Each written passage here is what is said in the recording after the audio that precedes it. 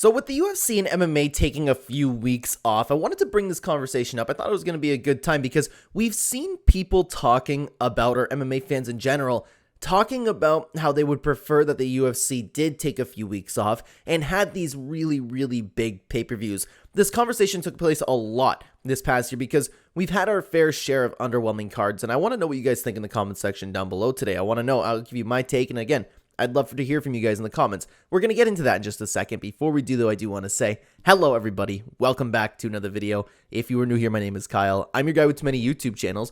Let's talk about these events. So, like I just said, there's been a lot of events in 2023 that have been really underwhelming. And I find myself, especially because I break down these cards every week, I'm looking at these cards from top to bottom, and I get excited for pretty much every single one of these cards. I think in somebody like my situation, I obviously do like having fight cards every week because I don't just watch UFC.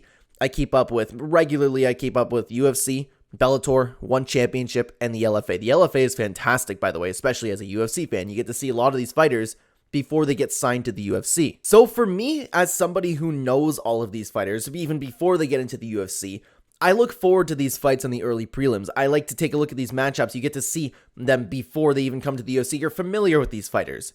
So I legitimately get excited for fights on the prelims just as much as I do for some main events, sometimes even more so. I just made a video talking about fights that I would like to see for UFC 300, and that included a fair share of fights that not a ton of people would necessarily know about. The only one that I can think of off the top of my head was a fight that I wanted to see on UFC 300 is Diego Lopez taking on Joanderson Brito. If you're a hardcore fan, obviously that is a phenomenal fight, right? But that's not something that the casual fan would look forward to. That's not something that, I don't even want to say casual. There's a lot of UFC fans who don't necessarily know guys like Joanderson Brito. They would like to as soon as he gets onto the main card, as soon as he fights a few times on a pay-per-view, then of course they would get to know him. But I also find myself asking, is this too much to ask of an MMA fan? You can't, especially the people who love the sport of martial arts, even keeping up with other organizations or keeping up watching regularly with the prelims, is that too much to ask for people? Maybe they only watch a pay-per-view and a main card. They could love MMA just as much as me. Maybe they just can't commit to watching as much as they do. So it would make sense for people to want to take a little bit of time off and then have this really insane fight night card or pay-per-view card that's stacked from top to bottom. But on top of that, where would that leave all of the fighters that you'd see on the prelims and the early prelims? Are they going to get the opportunity to fight? You see this problem in Bellator a lot. They have to have so many fights on their card, which, to be honest with you, I enjoy watching. I love the fact that they just get fight to fight, and you don't even know all the fighters, but you get to know them. Take a look at all of the breakthrough stars that we've had in 2023, all the fighters that nobody knew and all of a sudden they burst onto the scene. That's because the UFC is having events every single weekend.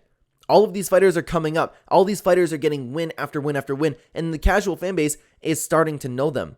The UFC definitely wouldn't be able to do that if they were only having an event once a month, maybe twice a month at that. Look what the UFC used to do. The UFC wasn't nearly as big as it is today. The UFC keeps breaking records every single year for viewership. That's because they're having fight cards every week.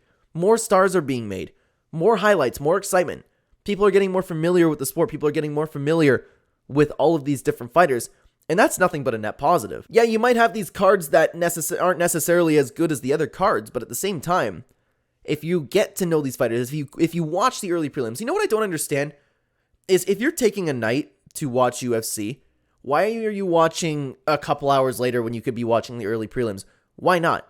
That's what I don't get, especially if you spend all of this money, like you see it in the early prelims. If you spend all of this money to get UFC tickets in the hundreds, sometimes thousands of dollars, look at the early prelims. The stadium's always empty. People just don't go see it. I don't understand why. If you're taking a whole night dedicating it to fights, why wouldn't you watch a couple hours early?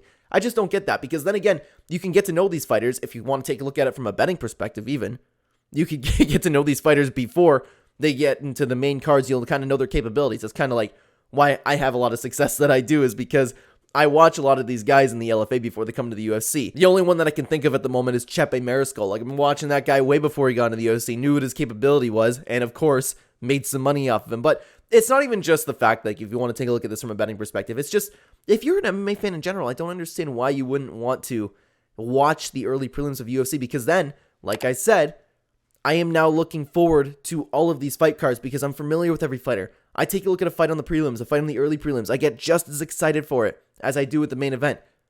And with the UFC being on every single week, yeah, of course I'm going to be excited. Of course I'm going to like that more.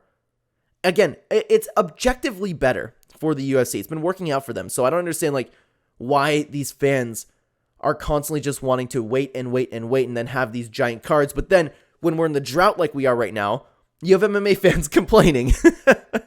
I don't get it, man. I just don't get it because you can spend time watching these early prelims. If you're going to watch them anyways, just watch them. I would love to know what you guys think about this entire topic down below in the comments because I'm completely on the side of, hey, let's have fights every single weekend. But it's understandable when you want to take a look at it from a casual perspective, but I'm thinking about those guys in the middle. I don't necessarily know what would be best for them. I think no matter what's best for the UFC, what's best for business is to have it every single weekend. Because the hardcore fans will be there no matter what. They're growing every single week.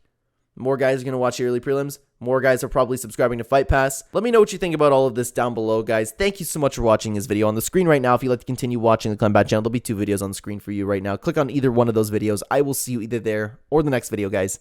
Take care.